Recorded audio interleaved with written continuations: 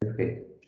Então, boa tarde a todos. Meu nome é Everton Doro Bittencourt e meu orientador é o professor Dr. João Legar de Oliveira de Souza, e o título do meu trabalho é P&D em conversores CC/CC, utilizando algoritmos genéticos e enxame de partículas.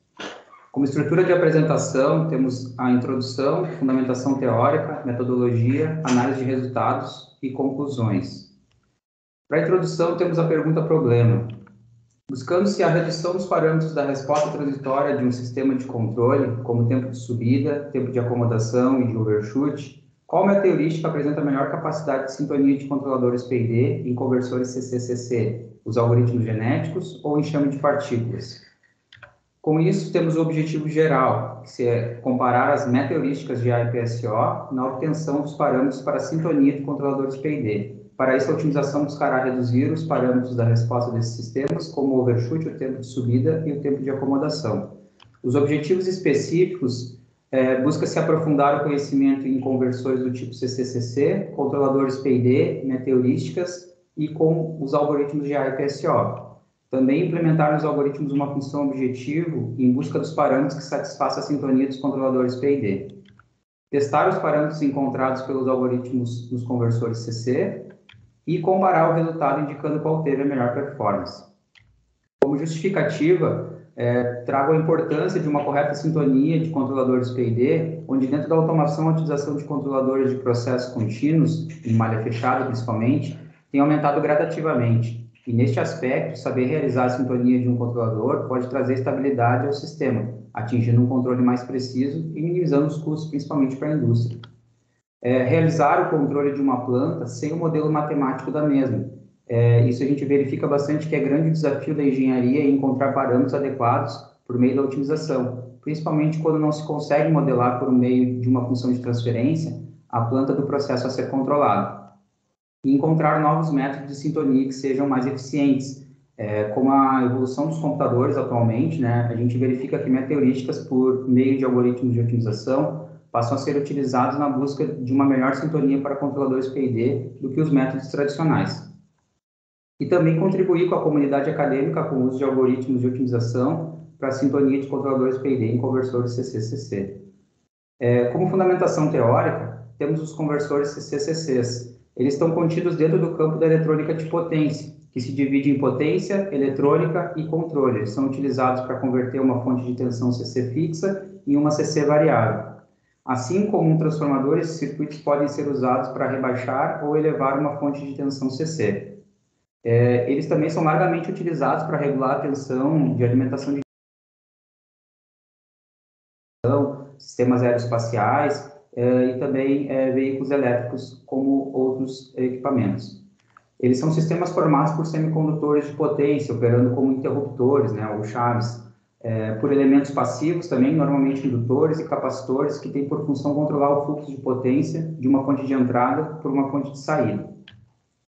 Aqui temos o diagrama, né, a topologia básica do conversor Book, abaixador de tensão, onde ele se divide em dois modos, né, do chaveamento. Então, a gente tem ele representado aqui como uma chave tanto para o MOSFET quanto para o diodo. Então, no primeiro estágio, a gente vai ter, pelos gráficos aqui, a gente pode verificar que no primeiro modo ele carrega a corrente dentro do indutor, então essa corrente de magnetização cresce, e ao mesmo tempo que a corrente de entrada. Com isso, a gente vai ter um sinal, né, no primeiro estágio, na carga, para uma corrente constante da carga. No segundo momento, quando a chave é aberta, este diodo de roda livre permite a passagem, então, da corrente, fazendo com que o indutor e o capacitor, então, mantenham a tensão na carga e também a corrente constante nesse processo. No segundo momento, o conversor Boost também tem uma analogia muito similar ao conversor Book, porém ele tem na entrada dele um indutor colocado, né, junto com a referência de entrada. Com isso, também o chaveamento é feito em dois modos. No primeiro modo, temos o indutor sendo carregado apenas, e a gente pode perceber a corrente dele de carregamento aqui. E depois, o segundo modo, quando a chave é aberta, então, o indutor se descarrega, né, somando sua energia acumulada junto com a fonte, elevando, então, a tensão. Juntamente com a ajuda do capacitor, ele faz o carregamento do capacitor no segundo momento, né? A gente percebe aqui, com isso a gente mantém a corrente constante na carga para os dois nodos. A gente pode perceber que tanto para o book quanto para o boost, a corrente no indutor ela não toca a zero, não ultrapassa zero, então ele está trabalhando no modo de condução contínua.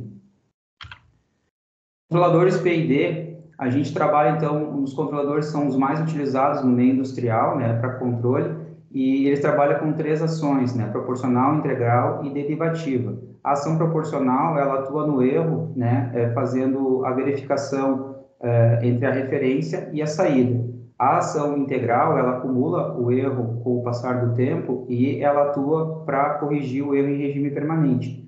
Já a ação derivativa, ela vai acelerar a resposta transitória do sistema, né, trabalhando apenas no transitório. Então, a função principal aí do controlador é analisar o sinal de erro na entrada, né, e ele vai fazer, então, a correção desse sinal de erro, transmitindo para a saída e na entrada do processo um sinal mais correto. Com isso, ele vai observar que a gente tem o gráfico que mostra uma resposta transitória, que o objetivo é minimizar o overshoot, a resposta, né, a rapidez com que o sistema atinge esse tempo de resposta, o tempo de subida e também o tempo de acomodação, aqui o tempo de assentamento da nossa curva, que vai ser trabalhado, por exemplo, em 2% neste trabalho. A gente tem também como fundamentação teórica os algoritmos genéticos, né, eles são inspirados nos conceitos provenientes da teoria da evolução das espécies, né, ou seja, da sobrevivência dos mais aptos, e eles utilizam recombinações genéticas para efetuar a evolução das populações. Então, a gente tem aqui um fluxograma que traz a sequência de passos, né, para a evolução desses algoritmos genéticos, onde, inicialmente, essa sequência é feita na seguinte ordem: a gente inicializa uma população principal, avaliamos a aptidão dessa população principal, e a gente dá pesos, né, de acordo com a característica que esses indivíduos vão ter para solucionar o problema. Cada indivíduo ele pode ser uma resposta para a solução do problema. Em seguida, é feita uma função fitness, né, a função de desempenho, onde a gente vai avaliar, então, através de critérios de parada, se esses indivíduos selecionados estão aptos para passar para a próxima etapa, que seria a etapa de seleção dos pais, né, que vão gerar novos filhos. Então, a gente tem aqui, a gente adota aí a população como cromossomos, né, para similaridade com o algoritmo genético, onde a gente faz a seleção dos pais através de meios ou roletas, né, tem alguns sistemas dentro do algoritmo genético que você pode selecionar para fazer o critério de aptidão. Em seguida, esses cromossomos, então, esses pais são selecionados e são misturados os seus DNAs para cruzamentos de novos filhos, né? Então, uma nova população ela é criada e depois, então, passando do cruzamento para a mutação, a gente tem a mutação, ela pega uma parcela aleatória desses indivíduos e ela faz, então, uma alteração no gene desses indivíduos, criando misturando, né? Criando um grau de aleatoriedade nessa população, para que a gente consiga sair, muitas vezes que o algoritmo cai em mínimos locais, e a gente busca sempre convergir para um mínimo global, né? Então, a mutação ela vai ajudar essa parcela e vai aumentar a diversidade dessa população dentro do algoritmo. Posteriormente isso, ele faz uma nova avaliação, ele seleciona os mais aptos, né, e exclui os não aptos e verifica novamente o critério de parada. Se encontrado, então ele retorna os melhores indivíduos ou o melhor indivíduo de acordo com a necessidade do algoritmo ali de otimizar o problema proposto. Senão ele volta a fazer novamente esse looping aí até encontrar a melhor resposta dentro da função de aptidão. O algoritmo de otimização por enxame de partículas, ele é inspirado na interação social, no movimento e na inteligência dos animais que vivem em grupos de enxames, como bandos de pássaros ou cardumes de peixes, né? Utiliza dessa experiência de grupo para solucionar um problema de forma coletiva, como encontrar um alimento. Então, inicialmente, partindo do movimento das partículas dentro de um espaço de busca, criou-se, então, uma estrutura contendo a população inicial, distribuída em posições aleatórias, né, dentro desse espaço de busca. Cada partícula, ao se movimentar, ela carrega consigo, então, a sua trajetória, a sua velocidade, a sua posição e a sua função de custo, né? Então, como ela armazena essas posições, né? Então, o algoritmo ele tem a tendência de pegar o movimento dessas partículas a cada iteração que o algoritmo roda, ele então grava as posições de todas as partículas e ele seleciona então qual partícula, numa variável chamada global best, aquela que melhor atende os critérios da função fitness, né? Então, eles ficam se movimentando dentro desse espaço delimitado e o algoritmo, então, captura as informações e, através dessa interação social que as partículas têm entre elas, a gente consegue, então, escolher quais partículas vão ter a melhor otimização para o problema proposto. Partindo, então, para a metodologia, diagrama de blocos funcional do sistema, a gente vai ter, então, as funções objetivos e as metas heurísticas trabalhando para trazer os parâmetros do controlador PID, para a gente poder, então, fazer o controle mais perfeito possível deste processo, que são as plantas do Book e do Boost, né? Então, inicialmente, a gente escolheu os índices de desempenho como a integral do erro absoluto, a integral do erro absoluto ponderada pelo tempo, a integral do erro quadrático e a integral do erro quadrático ponderada pelo tempo. Todos os códigos fontes do algoritmo, como o algoritmo genético e o PSO, eles foram distribuídos gratuitamente através da plataforma IRPs. Essa plataforma ela tem como objetivo ser um recurso de códigos científicos, né, com tutoriais, tanto para a parte de academia como também profissional, visando especialmente as áreas de inteligência artificial, otimização e engenharia. Toda a parte de desenvolvimento desses algoritmos e a parte de escrita e também a parte de otimização foi utilizada a plataforma do MATLAB, juntamente com o pacote Simulink, onde foi feita toda a parte de desenvolvimento da parte de controle, e a parte de potência, então, foi interligada entre eles através do software PSIM. Então, os três softwares trabalhando em conjunto para a otimização dos parâmetros PID desses controladores. O conversor Book como planta, então, foi feito o processo dele, o circuito de potência no PSIM, então, a gente tem esse circuito aqui rodando. Depois, a gente tem o diagrama de blocos feito no Simulink, e um circuito de teste foi desenvolvido dentro do PSIM com os parâmetros encontrados pelo Simulink, rodando, então, a parte de simulação para a gente fazer de desempenho. Também para o conversor Boost foi feito da mesma forma, um circuito de potência modelado no PSIM, e o controle dele foi feito com, em vez de ser PID, a gente utilizou um controle PI. Também foi feito um circuito de teste para fazer a parte do desempenho, né, deste conversor CCCC. Para verificar se as metas heurísticas e a metodologia estava de acordo, né, bem empregada, foi proposto, então, um comparativo com um trabalho dos autores Varol e Bingu, onde esses autores eles propuseram obter uma sintonia de controlador PID utilizando um algoritmo de otimização de colônia de formigas, combinando as três funções de custo, como os índices de desempenho IAE, o ISE e uma nova função chamada de erro baseado na referência com controle mínimo de esforço. Então, partiu-se então para o desenvolvimento do controle, colocando os índices IAE e também os índices ISE. Com isso, a gente obteve, para os parâmetros, tanto do GA quanto do PSO, foi desenvolvido, então, as três variáveis de controle, KP, KI e KD, os espaços mínimos e máximos de busca de acordo com o referenciado dentro dos trabalhos dos autores, assim como também tamanho de população, número de iterações e número máximo de simulações, da mesma forma para ficar um comparativo mais adequado. Com isso, obtemos as respostas tanto para o GA, para o ISE, PSO, e comparando também com os trabalhos tanto do Varol e Bingu, como também de Souza, Valiati e Gomes, que cederam gentilmente os seus parâmetros dos seus trabalhos, onde foram, então, analisados as suas respostas transitórias, né? A gente pode destacar aqui, através do gráfico, que o escolhido foi o GA-ISE, que apresentou um sobressinal, aqui uma ultrapassagem, um percentual de 0,5%, o PSO e AE zerou, assim como os autores, né? Porém, a gente percebe que os tempos de acomodação dos dois, assim como os demais, né, índices, não conseguiram vencer, né, a parte de assentamento, tanto do Varol e Bingu, como também de Souza. A gente percebe apenas que o parâmetro do GA e ISE, ele conseguiu ser uma resposta mais rápida, né, do que os demais, e com isso a gente percebeu que a metodologia adotada estava de acordo. Então, partiu-se para os testes com as plantas Book e Boost.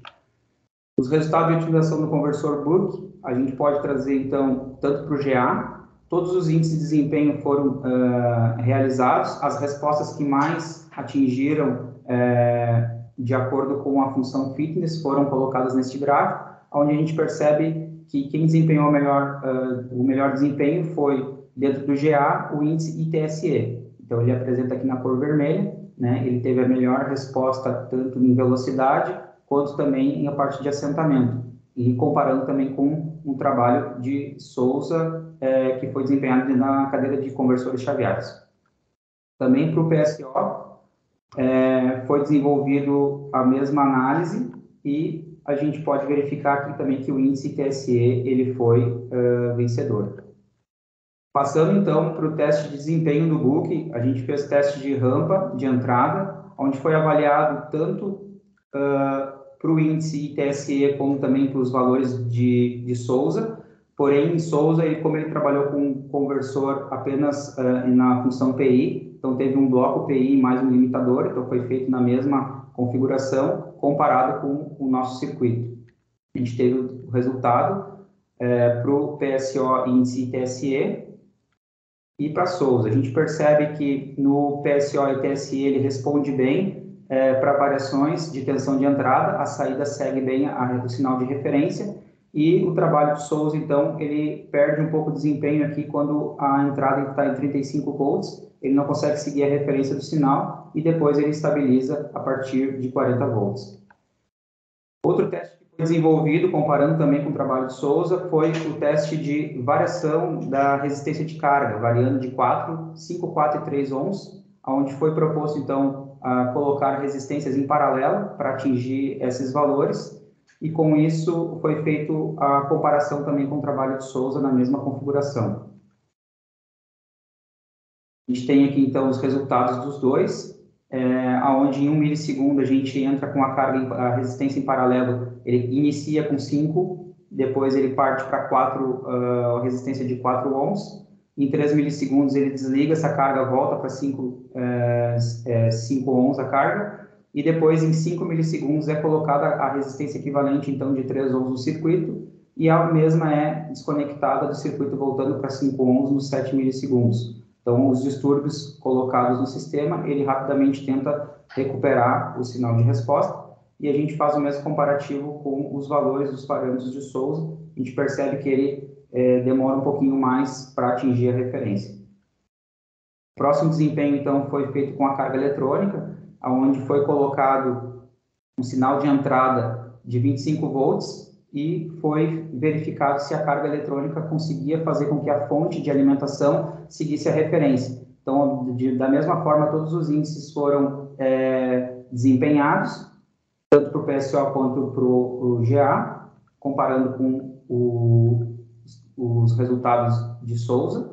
Também foi feita uma variação de 5 volts em cada uma, onde também podemos perceber os índices TSE, GA aqui como mais rápido, e o PSO e TSE aqui tendo menor overshoot, passando então para próximo teste de desempenho. A gente fez teste em rampa da carga eletrônica, tanto para o GA quanto para o PSO, percebe-se que os dois apresentaram mais ou menos a mesma teste de desempenho, porém o PSO e TSE ele foi um pouco mais rápido aqui nesse teste, sendo ele o escolhido, então, também para carga eletrônica. Por fim, foi feito, então, o mesmo teste com parâmetros de Souza, no mesmo circuito, onde a gente percebe aqui uma pequena distorção, né? Um ripple um pouquinho mais elevado, devido a esse sinal de entrada de alimentação de 25. Após isso, foi feita uma correção nesse sinal de entrada, passando o sinal de entrada para 15 volts, onde, com esses parâmetros, o controle foi bem melhor, né? Ele consegue seguir melhor a referência e consegue estabilizar melhor. Para concluir, então, o trabalho, a gente percebe que o trabalho atingiu todos os objetivos, os algoritmos de GA e PSO conseguiram bons resultados na otimização das plantas dos conversores CC, Book e Boost. O PSO, com índice de desempenho em TSE, apresentou melhor performance para iniciar o teste de cada planta, e deixo como sugestões para trabalhos futuros, né? Criar uma função multi-objetivo que consiga verificar as respostas transitórias no momento da simulação.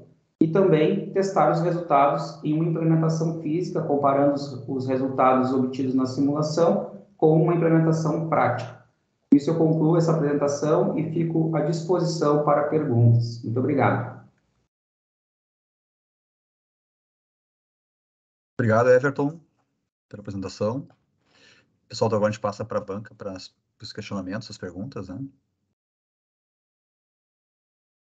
Começamos com a professora Bruna.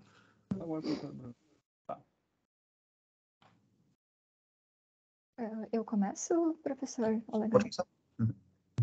Bom, primeiramente eu gostaria de dizer boa tarde a todos, né, novamente. Everton, acho que deu algum problema na tua câmera, eu não te vejo mais. Espera aí que eu vou... Ela está caindo e retornando. Uhum. Só um minuto, então. Eu acho que ela caiu mesmo. Deixa eu mudar aqui, deixa eu só ver. Tem que estar isso.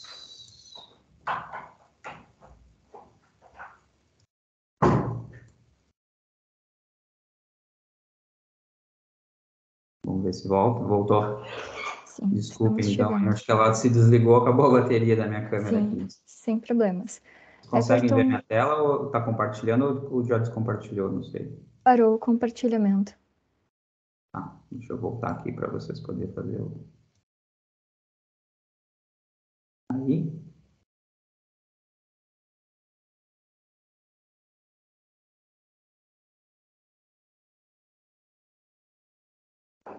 Trancou.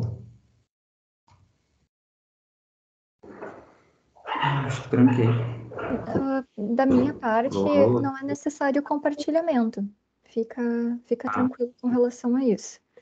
Bom, então eu gostaria de agradecer ao professor Olegário, agradecer a você pelo convite para prestigiar o teu trabalho, para assistir a tua apresentação.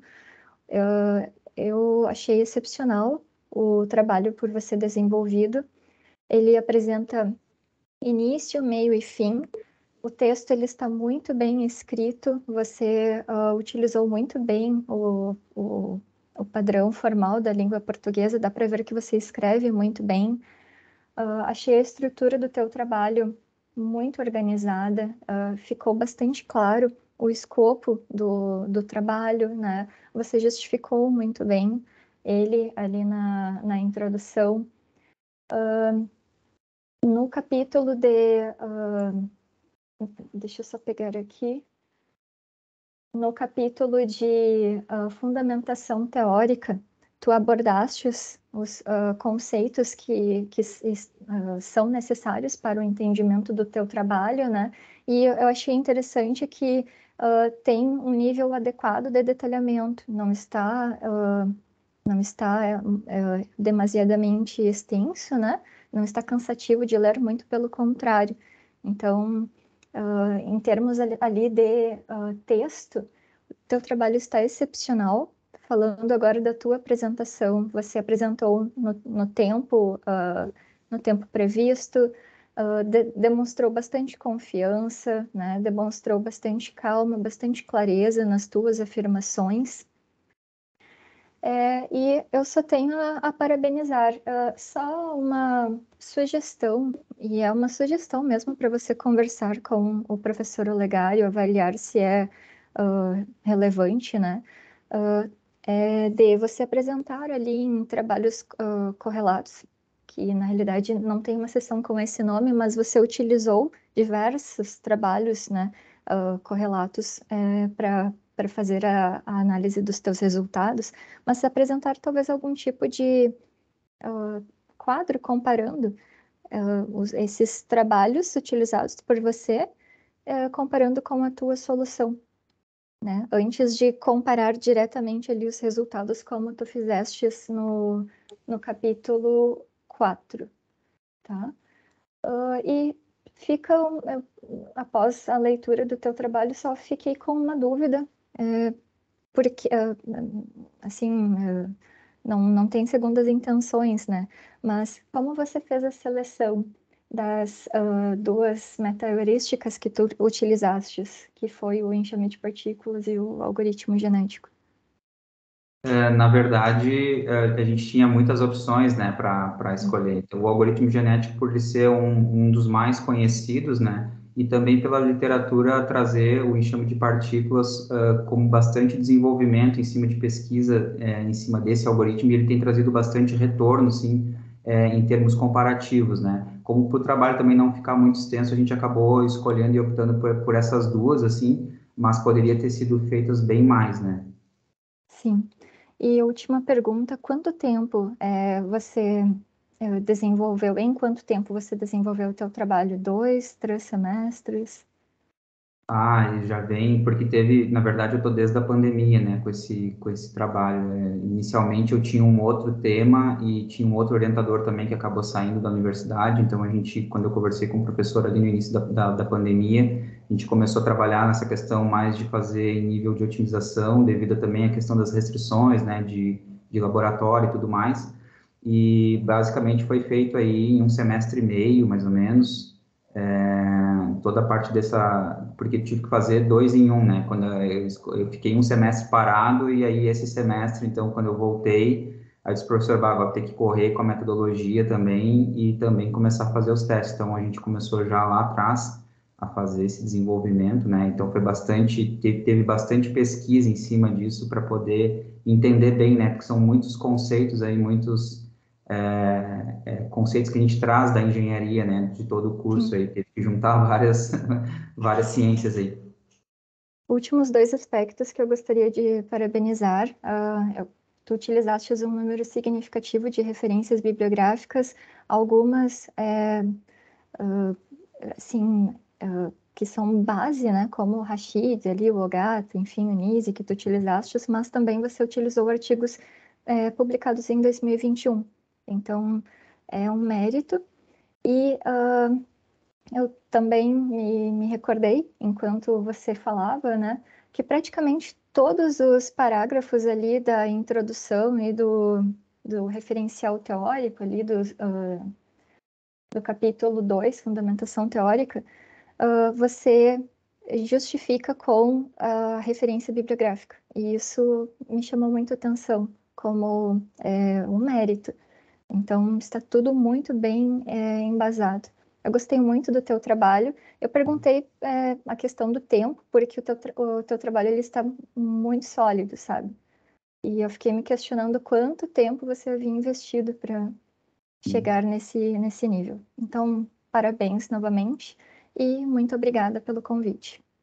Obrigado. Obrigado, Bruna. Passamos agora ao professor Lúcio. Então, tá. Então, primeiro, Everton, João, obrigado pelo convite para participar da banca. Né? É um assunto muito interessante mesmo e, com certeza, bastante relevante, com várias aplicações, né? Não só, não fica limitado só aos conversores, né? Mas o teu foco que foi, e a gente pode expandir, extrapolar isso para outras aplicações na indústria. Eu achei bem interessante. Everton, assim, então, alguns comentários, tá? Tua apresentação aqui foi excelente, tu mostrou que domina o assunto, né? Tu foste bem tranquila em todo momento ali, tu soube conduzir a apresentação, focou ou destacou o que era necessário, né? O teu trabalho em si, ele é um trabalho não é um trabalho muito pequeno, teu texto, né? Mas muito bem escrito, tá? Como já foi destacado. Então, sim, pouquíssimos pontos, coisinhas mínimas assim de ajuste. Mas ele dá um trabalho bom dele, né? Então, apesar de todo o equacionamento que é pesado, tudo isso tu consegue tratar ou conduzir ele de forma muito suave, né? Aí minha primeira pergunta foi uma pergunta que foi feita agora no final pela professora Bruna, por que enxame de partículas e algoritmo genético, né? Então, entre esses todos, né, os dois tu já justificaste, né? Eu só te sugeriria, então, colocar lá no na tua justificativa, talvez, destacar um pouquinho mais. Vou usar os dois, pois, né? Então, isso, né? E aí, mais curiosidade mesmo, tá? A tua análise de resultados ali foi fenomenal, assim, eu gostei das comparações, da metodologia, tu descreveste muito bem como tu ia fazer depois na análise, tu retomou isso e fez o fechamento, assim, bem preciso, né? Uma coisa que de curiosidade é o custo computacional, tá? Porque tu sabe que a minha área é embarcado, né? E quando eu vejo isso, eu já penso, o quanto isso vai ser custoso para mim embarcar em algum sistema, algum PLC, alguma coisa mais que tem mais restrições de processamento, né? Comparando as tuas duas abordagens, assim, tu tem alguma métrica, alguma coisa de custo computacional que tu fizeste? Sim, sim, para o book, assim, em geral, quando eu apliquei tanto o algoritmo genético quanto o PSO, inicialmente ali, conforme a variação da população, né, que ia aumentando, ou até mesmo o aumento muito grande do espaço de busca, chegou ali 1 hora e meia, em alguns casos, para a gente conseguir. Até porque eu fazia 5 simulações, terminava e começava de novo, né, para pegar sempre as médias, né, para nunca ter a melhor resposta. Perfeito. Então, e para a carga eletrônica, devido à questão dos filtros de entrada ali, e a gente tem muita oscilação, foi bastante difícil conseguir medir, principalmente o tempo o percentual de ultrapassagem, né? Então, com isso, eu perdi bastante tempo. Teve algumas otimizações que chegaram em 5 horas, e depois fazendo alguns ajustes, principalmente no PSO, no parâmetro de coeficiente inercial ali, eu consegui reduzir isso para 1 hora e pouquinho, assim, aí fazendo 10 simulações, né? Então, sempre pegando ali populações, iniciava com populações de 5, 10, 20, até 100 indivíduos, e conforme aumenta mais, isso demora muito mais, né? Também o computador não é muito rápido, então, e aí eu estava misturando PSIM mais Simulink, tudo interligado, então isso tomou um tempão da máquina mesmo. Mas ali gerou as mínimas, assim, para os estudos de Varol e Bingu, era 5 minutos, 6 minutos, porque era uma planta mais fácil de modelar, né? Mas para um circuito já um pouco mais robusto ali, a gente já sente um pouquinho mais essa perda de otimização. Sim. Então não foi nem o espaço no PSO, não foi nem o espaço de busca que interferiu mais, foi o coeficiente inicial que... Coeficiente inercial fez ele saltar um pouco mais, né? Então as partículas se movimentaram mais dentro do espaço de busca, e com isso ele conseguiu encontrar bem mais rápido, baseado no índice de desempenho dele, né? E aí fiquei bem surpreso, assim, porque eu comecei a rodar e opa, já terminou, tipo, não estava acreditando, assim. Então Legal. é muito isso que eu tinha escrito na conclusão lá, porque tu tem que acabar fazendo muitos testes, né? Até que não tem uma forma fácil, assim, de tu saber para que caminho que eu vou, né? É Sim, no teste mesmo, e depois que tu encontra o parâmetro, daí fica fácil, né? exatamente. No começo é bem empírico para a gente isolar quais os parâmetros que mais influenciam no desempenho. Não, tá perfeito. Então, assim, Everton, só mesmo parabenizar tu, parabenizar o João pela orientação. O trabalho está excelente, né? Não tenho muito mais a contribuir, né? Bom, muito obrigado. Obrigado, professor Lúcio. Pessoal, então agora a professora Bruna, professor Lúcio e o professor João vão para uma outra sala, né, fazer a avaliação, e a gente retorna em seguida. Tá bom, pessoal?